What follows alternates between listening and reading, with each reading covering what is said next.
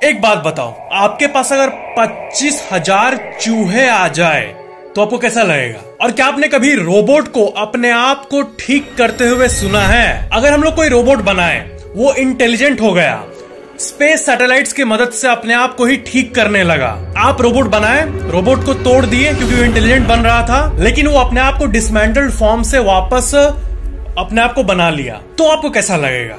और क्या आपको पता है कि रसगुल्ले को इंग्लिश में क्या कहते हैं? कभी आपसे इंटरव्यू में ये पूछ लिया गया तो आप क्या आंसर दोगे? फैक्ट नंबर 11, एक पिक्चर आप अभी अपने स्क्रीन पे देख रहे हो, आपको पता है ये दुनिया के सबसे डार्क फोटोज में से एक है। आपको पता है पंखे के आगे ये क्यों लगाया गया है? आपने शायद इस पिक्चर को कभी देखा होगा, लेकिन ये पिक्चर बहुत ही ज्यादा हॉरिफिक है। ये कोटा के बहुत सारे घरों और रेंट हाउसेस का पिक्चर है जहाँ पे स्टूडेंट्स रहते हैं, और जो कोटा जगह है वो प्रसिद्ध है सुसाइड के लिए। अजीब सी बात सुनने में लग रही है, कोटा इसी के लिए जाना जाता है आजकल। और ये जो केसेस है ये कम नहीं हो रहे हैं, बढ़ते जा रहे हैं। ये हमारे एजुकेशन सिस्टम का इनएफिशिएंसी को दिखाता है। कोटा में हर साल लाखों स्टूडेंट्स पढ़ने के लिए जाते हैं। क्या है ना कि स्कूल कॉलेजेस में ना हर किसी का इच्छा होता है कि मैं यहाँ जाऊंगा, आईआईटी में जाऊंगा, मैं तो क्लास का टॉपर हूँ, तो इसका मतलब मैं तो कुछ भी कर सकता हूँ, मैं तो ऑल इंडिया 10 के अंदर लाऊंगा। लेकिन जब वही स्टूडेंट कोटा जाता है, पढ़ता है, इतना कंपटीशन, इतना ज्यादा कंपटीशन कि लगता है कि क्यों आया यहाँ पे। ये सब तो सिर्फ साला माइंड में ही ठीक था, एक्चुअल में इतना कंपटीशन है, मेरे से तो ज्यादा बढ़ के एक से एक स्टूडेंट्स है यहाँ पे। और यही एक्सपेक्टेशन को वो लोगों को लगता है कि फैमिली को फुलफिल नहीं कर पाया उनका एक्सपेक्टेशन, और सुसाइड, इतनी छोटी सी बात के लिए सुसाइड। दुनिया में इतनी सारी चीजें हैं, इतनी अपॉर्चुनिटीज हैं, फिर भी स्टूडेंट सुसाइड कर लेते हैं। अजीब मानसिकता है। फैक्ट नंबर 10, क्या आपको पता है कि बहुत लोग गाड़ी के ऊपर आर्मी, प्रेस या फिर एडवोकेट या फिर कोई अपना जात का नाम लिख देते हैं? तो आपको ये पता चलेगा कि ये नियम है कि गाड़ी के ऊपर आप कोई भी स्टिकर नहीं लगा सकते अगर वो स्टिकर आपके कास्ट, आपके जात, आपका रिलीजन, आप या फिर पॉलिटिक्स, आपका कैरियर में आप क्या हो। अब मैं अगर अपने गाड़ी पे यूट्यूबर लगा के घूमूंगा, इतने मिलियन सब्सक्राइबर लगा के घूमूंगा, बहुत लोग करते भी हैं, 500 के हुआ तो चिपका देते हैं, लेकिन वो इलीगल है एक्चुअली में। अब क्या है कि बहुत सारे प्रेस वाले गाड़ी जो होते हैं वो सिग्नल को भी तोड़ के चल जाते हैं। उस आदमी को ये लगता है कि हम तो प्रेस से हैं तो हम तो तोड़ सकते हैं। या फिर एडवोकेट है तो मैं एडवोकेट हूं, मेरे से मत लड़। अबे तू लॉ के अबव है क्या? लॉ के अबव कोई नहीं है, समझा कि नहीं? मतलब यही कि अपने आप को आप शोकेस नहीं कर सकते हैं अपने गाड़ी के थ्रू, स्टिकर्स के थ्रू, बट फिर भी बहुत लोग करते हैं, लेकिन टेक्निकली ये अलाउड नहीं है। फैक्ट नंबर 9, क्या आपने लेटेस्ट जोमैटो का स्टैटिस्टिक्स देखा? एक अंकुर नाम के एक लड़के ने जोमैटो में लास्ट साल 3,330 ऑर्डर्स को प्लेस किया। 3,330 इसको डिवाइड करेंगे तो मतलब डेली 9 ऑर्डर करता था ये जोमैटो पे। मुझे समझ नहीं आता है, डेली 9 ऑर्डर कोई कॉन्शियसली या फिर नेचुरली तो नहीं करेगा। दिन में 10 बार कौन खाता है? ये जरूर जब से ऑर्डर करना शुरू किया होगा ना साल के स्टार्टिंग में, तब से ही ठान लिया होगा कि रिकॉर्ड बनाना इसलिए मैं कर रहा हूँ। एक्स्ट्रा पैसा होगा, और ऑर्डर तो हम लोग 70-80 रुपए का भी कर सकते हैं, तब भी तो ये लाखों का हो जा रहा है भाई, कितना खाता है। और रिपोर्ट्स के हिसाब से इसने 28 लाख रुपए खाली फूड ऑर्डर में बर्बाद किया, मतलब उतना का खाया। मतलब दुनिया में कितना कितना पैसा है सबके पास। कोई 1 करोड़ का कुत्ता खरीद लेता है। एक्स्ट्रा पैसा हो गया तो मुझे दे दो ना, जाऊंगा भांगड़, वहां पे पैरानॉर्मल एक्टिविटी सारे सब्सक्राइबर्स को लेके जाऊंगा और पैरानॉर्मल एक्टिविटी को देखूंगा। और आपको पता है जोमैटो ने ये रिलीज किया कि इस साल का सबसे ज्यादा जो बिका खाना वो था बिरयानी।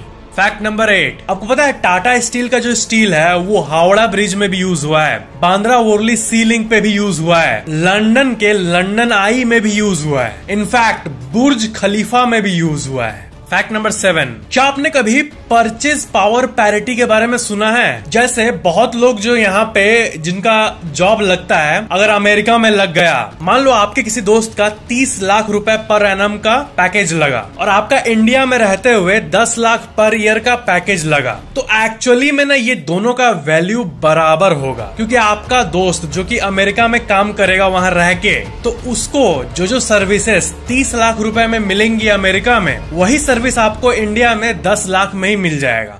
उतना ही इक्विवेलेंट सर्विसेज एंड गुड्स। इसी को परचेज पावर पैरिटी कहते हैं। तो अमेरिका में अगर कोई किसी का 1 करोड़ रुपए का भी पैकेज लग गया ना, तो 1 करोड़ में, इंडिया में तो 1 करोड़ बहुत है, लेकिन अमेरिका में उसी 1 करोड़ का वैल्यू जो परचेजिंग पावर है वो अप्रोक्सीमेटली 30 लाख के आसपास होगा। तो अगर आप इंडिया में रह के 30 लाख कमा रहे हो, विदेश में रह के 1 करोड़ कमा रहे हो, तो जितना आप इंजॉय कर सकते हो गुड्स और सर्विसेज को, वो कंपेयर करें तो इक्विवेलेंट ही होगा। और इंडिया और यूएसए का अगर आप मेडिकल कॉस्ट कंपेयर करोगे तो वो भी बहुत डिफरेंस है। मैं जब इस चार्ट को देखता हूं तो मुझे लगता है कि सही में मतलब इंडिया में होने का ये बेनिफिट तो है। क्या है कि इंडिया में जो प्राइवेट हेल्थ केयर है उसका अगर आप खर्चा देखोगे अमेरिका के प्राइवेट हेल्थ केयर का, तो आप ये लिस्ट देख सकते हो कि अगर कोई हार्ट बाईपास करा रहा है तो अमेरिका में 1 करोड़ से भी ज्यादा खर्चा है, लेकिन इंडिया में यही 7-8 लाख रुपए में हो जाता है। अगर कोई स्पाइनल फ्यूजन कराता है तो ये यूएसए में करीब 1 करोड़ का पड़ता है, लेकिन इंडिया में ये 8 लाख रुपए में हो जाता है। हर चीज का प्राइस कम से कम